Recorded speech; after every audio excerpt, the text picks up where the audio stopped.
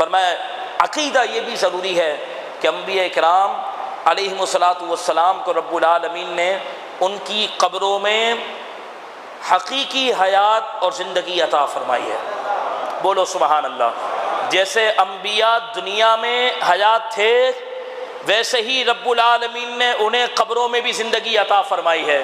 جو یہ کہے معاذ اللہ نبی مر کے مٹی میں مل گئے وہ ابلیس کے عقیدے پر ہے، اور جو یہ کہے کہ رب العالمین نے انبیاء کو قبروں کے اندر بھی زندگی عطا فرمائی ہے وہ قرآن کے عقیدے پر ہے۔ معراج کی رات حضرت موسیٰ کو سرکار نے قبر میں نماز پڑھتے ہوئے دیکھا تھا۔ بولو سبحان اللہ۔ قبر میں نماز پڑھتے ہوئے دیکھا تھا۔ تو بتاؤ اگر نبی مر کے مٹی میں مل گئے تو معراج تو کب ہوئی ہے؟ حضرت موسیٰ کب اور سرکار کو معراج کب ہوئی؟ تو کہتے ہیں وہ روح۔ میں نے کہا نہیں، جو حروف استعمال کیے ہیں سرکار نے کہ میں نے دیکھا کہ حضرت موسیٰ کھڑے ہو کر اپنی قبر میں نماز پڑھ رہے ہیں، تو بیٹھنے اور کھڑے ہونے کا تعلق روح سے نہیں ہوتا۔ پتا چلا جسمانی حیات کے ساتھ حضرت موسیٰ کھڑے تھے۔ بولو نا سبحان اللہ۔ روح کھڑی اور بیٹھی نہیں ہوتی۔ میں آپ کو عقیدے بتا رہا ہوں، خدا کے وعدے کو سمجھو کہ حضرت موسیٰ کھڑے ہو کر نماز پڑھ رہے ہیں، تو کہتے ہیں پہلے تو انکار کر دیا، کہتا ہاں وہ روح مراد تھی۔ میں نے کہا روح کے لیے کھڑے ہونے کا لفظ نہیں آتا، ٹھیک ہے، پتا چلا جسمانی حیات کے ساتھ تھے۔ تو یہ امت کا عقیدہ ہے کہ رب العالمین نے انبیاء کو دنیا جیسی قبر میں زندگی عطا فرمائی ہے۔ ہاں یہ خدا کا وعدہ تھا کہ کل نفس ذائقۃ الموت، ہر جان کو موت کا مزہ چکھنا ہے۔ تو اس وعدے کے مطابق ہر نبی کو موت آئی ہے، لیکن صرف ایک آن کے لیے، ایک لمحے کے لیے، اس کے بعد پھر رب العالمین نے انہیں ہمیشہ والی زندگی عطا فرما دی۔ یہ امت کا عقیدہ ہے، اور قرآن فرماتا ہے وَلَا تَقُولُوا لِمَن يُقْتَلُ فِي سَبِيلِ اللَّهِ أَمْوَاتٌ، کہ جو اللہ کی راہ میں شہید ہو گئے تو تم شہید کو مردہ نہ کہو، بل احیاء، بلکہ شہید تو زندہ ہے، وَلَٰكِن لَا تَشْعُرُونَ، لیکن تمہیں اس کی زندگی نظر نہیں آتی۔ میں نے کہا جب شہید کو رب العالمین فرمائے کہ وہ زندہ ہے، تو شہید جس نبی کے نام پر ہوا وہ زندہ، تو نبی کیوں زندہ نہ ہوا؟ اور نبی تو ایسا زندہ ہے، شہید کی زندگی تو ہے، لیکن شہید کے انتقال کے بعد اس کی وراثت تقسیم ہوتی ہے۔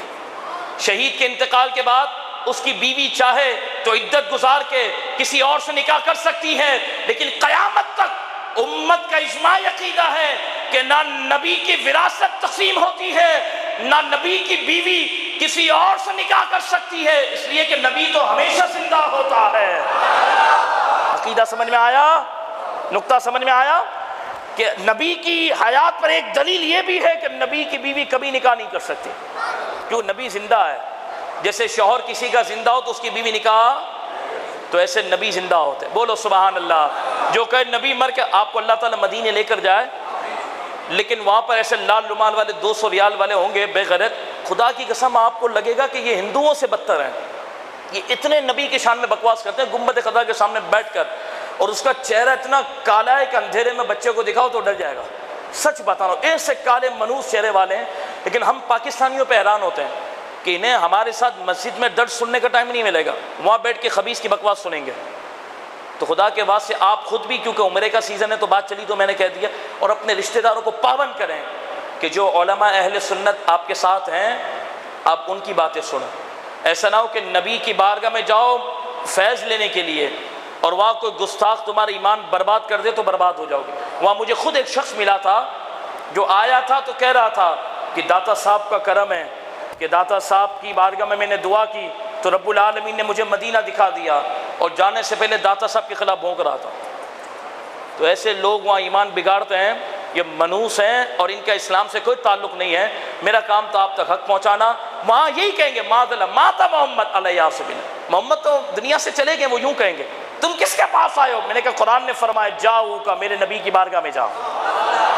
اگر نبی زندہ نہیں ہے تو نماز میں سلام کس کو کرتا ہے؟ السلام علیکہ، کس کو سلام کرتا ہے؟ تو ایسے لوگوں سے آپ بچیں، آپ کا کام ہے، ان باتوں کو جاننا ضروری ہے۔ سرکار کی حدیث ہے کہ انبیاء قبر میں زندہ ہیں اور رب العالمین انہیں رزق بھی دیتا ہے۔ تو امت کا عقیدہ یہ ہے کہ نبی قبر میں زندہ ہوتا ہے، جہاں جانا چاہے اللہ کی عطا سے جسم کے ساتھ جا بھی سکتا ہے۔ سنا ہے آپ ہر عاشق کے گھر تشریف لاتے ہیں، میرے گھر میں بھی ہو جائے چراغا یا رسول اللہ۔